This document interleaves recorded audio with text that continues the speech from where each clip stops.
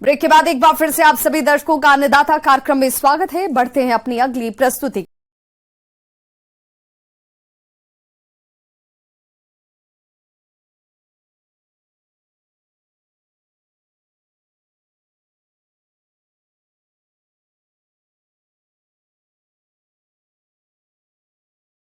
बारिश का मौसम पशुओं के स्वास्थ्य की दृष्टि से अच्छा नहीं होता है, क्योंकि इस मौसम में भले ही हरे चारे की अधिकता हो, लेकिन आमतौर पर अधिकांश चारा दूषित या विषाक्त होता है, जिसके सेवन करने से पशुओं को कई प्रकार की स्वास्थ्य संबंधी समस्याएं होने लगती है। ऐसे में अपने पशुओं को इन समस्याओं से कैसे बचाएं, जानते हैं जिला मधुबनी के पशु चिकित्सा डॉक्टर शशांक शेखर से।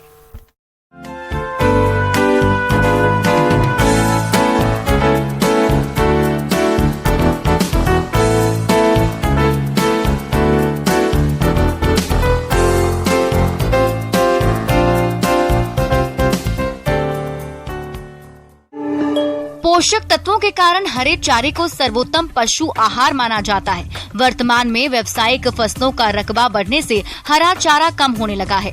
चारे की फसलों में बुआई के बाद पानी की कमी से वृद्धि रुक जाती है और चारा मुरझाकर सूखने लगता है। अविकसित और मुरझाए हुए चारे में जहरीले तत्व होते हैं। खासकर ज्वार, बाजरा, मक्का आदि के चारे में इस प्रकार की विषाक्तता पाई जाती है। इससे पशुओं में आहार विषाक्तता बढ़ जाती है। ठीक इसके विपरीत जल भराव वाले क्षेत्रों में चारा कई प्रकार से दूषित होता है, जिनमें परजीवियों से और अधिक नमी के कारण रखा हुआ चारा या दाना कवक से दूषित हो जाता है, जिसका सेवन करने से पशुओं में आफरा की समस्याएं होने लगती है। कभी कभी जो है बरसात के मौसम में, चूँकि बरसाती चारे जो पानी में डूबा हुआ रहता है, चूँकि 100% जो है, चूँकि उसमें कीड़ा जो होता है बरसात के पानी में जो तैरता है कीड़ा, जिसको अभी चूँकि हम लोग का जो बाढ़ग्रस्त इलाका है जिसमें लीवर फ्लू का ज़्यादा प्रकोप होता है, तो उसका अंडा जो है सो वो एक घोंघा जो होता है बरसात के समय निकलता है, उसका इंटरमीडिएट होस्ट है, और वो घोंघा जो अंडा छोड़ता है तो वो घास के पत्ते पर जमा हो जाता है। वही घास किसान बंधु काट के खिलाते हैं, वो पनपता है और वो मवेशी के अंदर चला जाता है। वहाँ से वो अपना लाइफ साइकिल पूरा करके सेकेंडरी सिम्टम देता है, और वही एक कारण है मवेशी के बीमार होने का। या जो गांव घर में जो है भूसा रखते हैं या धान की लेवारी रखते हैं, तो उस केस में होता क्या है, उसमें फंगल ग्रोथ ज़्यादा होता है। धूप नहीं लगने के कारण जो है सो वही चारा जो है सो किसान बंधु अपने मवेशी को खिलाते हैं, और वो भी एक फर्मेंटेशन का काम करता है और गैस बनाता है। और चूँकि गैस का एक अपना बायंसी प्रेशर होता है, उस केस में भी जो है सो पेशाब पैखाना बंद हो जाता है। ठीक इसी प्रकार यूरिया उपचारित चारे के अधिक सेवन से भी पशु बीमार हो सकते हैं। इसलिए एक निश्चित मात्रा में ही यूरिया उपचारित का प्रयोग सावधानी पूर्वक करें, नहीं तो इन सभी के कारण पशुओं को काफी तकलीफ होती है। पशु बेचैन रहता है, उसके मुंह से लार निकलती है, पशु खाना पीना बंद या कम कर देता है, उसे सांस लेने में कठिनाई होती है, पेट में अधिक गैस बनने लगती है, पशु को पतले दस्त होने लगते हैं, या इसके विपरीत पशु गोबर नहीं कर पाता, और कभी कभी तो इन सभी कारणों से पशुओं की मौत भी हो जाती है। दूसरे हम लोग की एक सलाह है कि बरसात के मौसम में हो सके तो चारा जो है, जो डूबा हुआ बरसाती चारा है, उसको ना खिलावें। जो चारा मॉइस्चर युक्त है, जिसमें फंगल ग्रोथ है, उसको जो है सो ना खिलावें। उसमें से थोड़ा सा क्या कहते हैं कि धूप निकलने के बाद उसमें उसको झाड़ के थोड़ा सा यूरिया का उपचार करते हुए उसको खिलाने की कोशिश करनी चाहिए, क्योंकि स्वस्थ खाना खिलाइएगा तभी हमारी मवेशी स्वस्थ रह सकती है। पशुओं में खाद्य जन्य विषाक्तता से बचाने के लिए पशुपालकों को सावधानी बरतनी चाहिए, जैसे पशुओं को जल भराव वाले क्षेत्रों में चरने के लिए ना ले जाएं। खासकर बरसात के दिनों में पशुओं को हरा चारा अच्छी तरह से धोकर या साफ करके खिलाएं। सूखा आहार, दाना या चारा साफ स्थान पर रखें। पशुओं को आहार देने से पहले देख लें कि उसमें कहीं किसी प्रकार की फफूंद का प्रकोप तो नहीं हुआ है। पशुओं को समय समय पर कृमिनाशक दवा दें। यूरिया उपचारित चारे का अधिक प्रयोग पशु के आहार में ना करें। अगर चारे में यूरिया विषाक्त हो गई तो पशु को सबसे पहले 25 से 30 लीटर स्वच्छ पानी पिलाएं। पानी में थोड़ा गुड़ व शीरा मिला दें। साथ ही 100 से 200 मिलीलीटर एसिटिक एसिड सिरका 2 से 5 लीटर पानी में मिलाकर पशु को पिलाएं। पशुओं को साफ और स्वच्छ पानी पीने को दें। रोगी पशु को तुरंत नजदीकी पशु चिकित्सालय में दिखाएं। किसी भी दवा का प्रयोग पशु चिकित्सक की सलाह से ही करें। बढ़ने पर होता क्या है, जैसे इस मवेशी के बारे में ही हम लोग देख रहे हैं कि अगर सबसे पहला हम लोग का ये था कि पेट में गैस है, तो गैस जो है चूँकि रूमिनल गैस है, तो उस गैस को हम लोग, चूँकि ये गैस आगे की तरफ प्रेशर डालेगा तो वो लंग्स पे ही प्रेशर डालेगा, लंग पे प्रेशर डालेगा तो वो रेस्पिरेटरी फेलियर के ज़्यादा चांस होती है। तो हम लोग का फर्स्ट मोटो होता है गैस को किसी तरह रिलीज़ करवाना। वो चूँकि गैस पीछे से पास नहीं कर पा रही है, तो उस कंडीशन में हम लोग रूमेन को ही पंक्चर करके और गैस को बाहर निकालने की कोशिश किए हैं और गाय को रिलीफ देना, ये चीज़। उसके बाद हम लोग सेकेंडरी उपचार करते हैं, उसमें एंटीबायोटिक देते हैं, कुछ लग्जेटिव देते हैं, ब्रॉड स्पेक्ट्रम एंटीबायोटिक। इस तरह का लक्षण पता करने से ही हम लोग अंतिम अंजाम पे पहुंचते हैं कि एक्चुअली गाय को क्या हो सकता है, उसी के अनुरूप हम लोग ट्रीटमेंट करते हैं।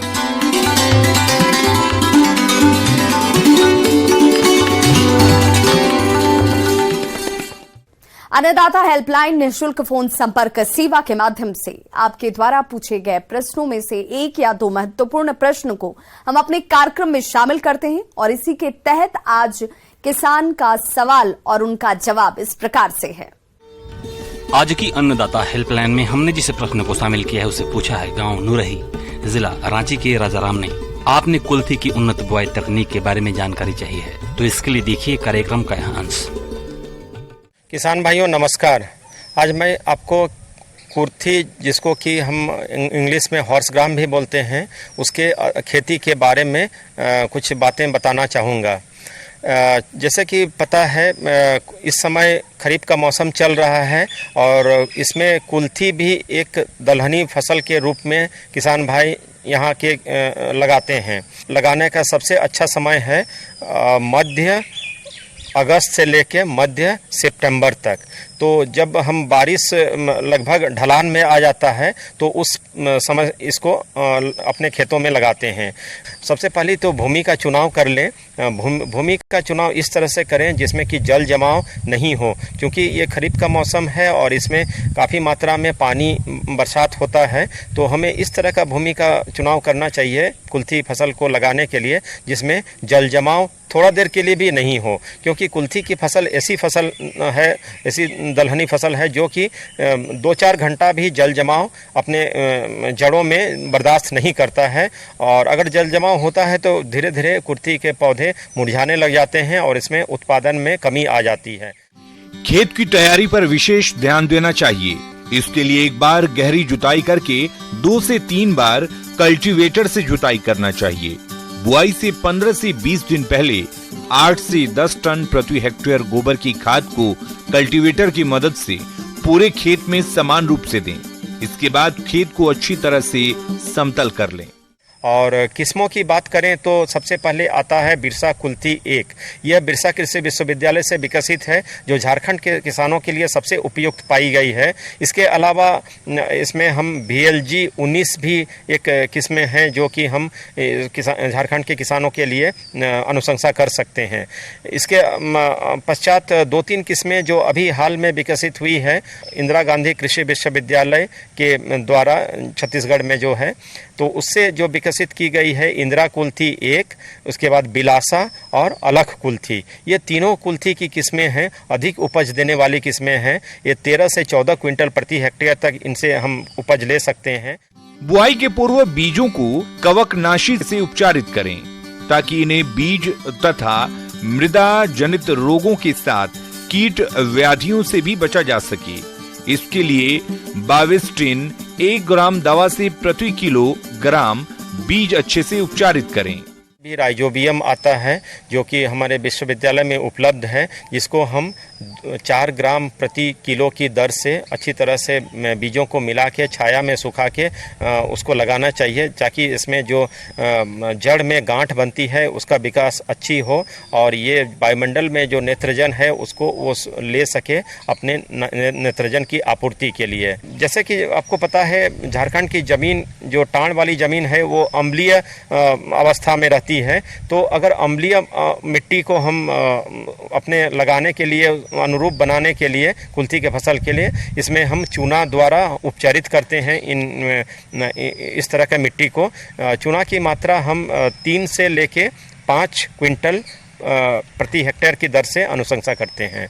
अगर हम बात करें इनके रासायनिक उर्वरक के संबंध में, तो रासायनिक उर्वरक में चूँकि ये दलहनी फसल है तो इसमें यूरिया की कम ही मात्रा लगती है।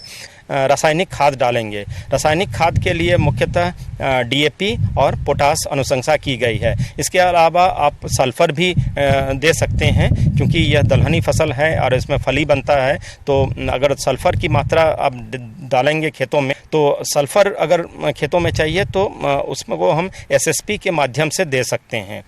जब हम कुंडों में रासायनिक खाद डालते हैं, उसके उपरांत उपचारित बीज को डालते हैं। उसके बाद अच्छी तरह से कुंडों को ढक देते हैं।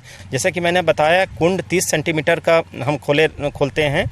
30 सेंटीमीटर कुंड में हम सबसे पहले कि इसको लगाने के लिए हम मुख्यतः पंक्तियों में लगाते हैं, जिसमें 30 सेंटीमीटर की दूरी रखा जाता है। किसान भाइयों, अन्नदाता आपकी सेवा के लिए संकल्परत है। कृषि संबंधित समस्या और सुझावों के लिए आप हमें इस पते पर संपर्क कर सकते हैं।